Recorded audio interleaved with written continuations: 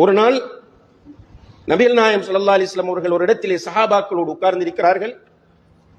ஒரு கூட்டம் அந்த வழியால் போகிறது, பார்த்து கொண்டிருக்கிறார்கள். சும்மா உட்கார்ந்துட்டு போற டீமை பார்க்கிறாங்க.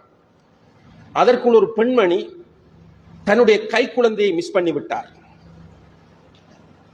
அந்த குழந்தையை மிஸ் பண்ணியதும் குழந்தை தொலைந்து விட்டது.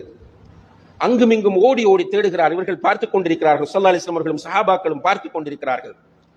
அங்கும் இங்கும் அந்த தாய் ஓடுகிறார், முன்னால் ஓடுகிறார், பின்னால் ஓடுகிறார், கூட்டத்தில் ஓடுகிறார், மற்றவர்களிடத்தில் கேட்கிறார், என்னுடைய பிள்ளையை பார்த்தீர்களா என்று. இப்படி அங்கும் இங்கும் அலைகிற போது சுப்ஹானல்லாஹ் குழந்தை கிடைத்து விட்டது.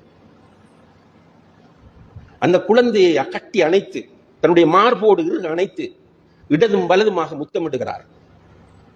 இந்த காட்சியை ரசூல் ஸல்லல்லாஹு அலைஹி வஸல்லம் அவர்களும் சஹாபாக்களும் பார்த்துக் கொண்டிருக்கிறார்கள்.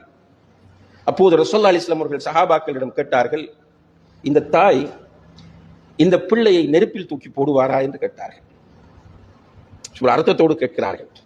இந்த தாய் இந்த பிள்ளையை நெருப்பில் தூக்கி போடுவாரா என்று கேட்டார்கள். சஹாபாக்கள் சொன்னார்கள், சுப்ஹானல்லாஹ் யா ரசூலல்லாஹ், கொஞ்ச நேரம் காணவில்லை என்பதற்காக துடித்த துடி எப்படி அந்த தாய் தன்னுடைய பிள்ளையை நெருப்பில் தூக்கி போடுவார் என்று கேட்டார்கள். ரசூலுல்லாஹி அலைஹி வஸல்லம் அவர்கள் சொன்னார்கள், அல்லாஹ் இருக்கிறானே, இந்த தாயை விட பல நூறு மடங்கு தன்னுடைய அடியார்கள் மீது இரக்கமுள்ளவர் என்று.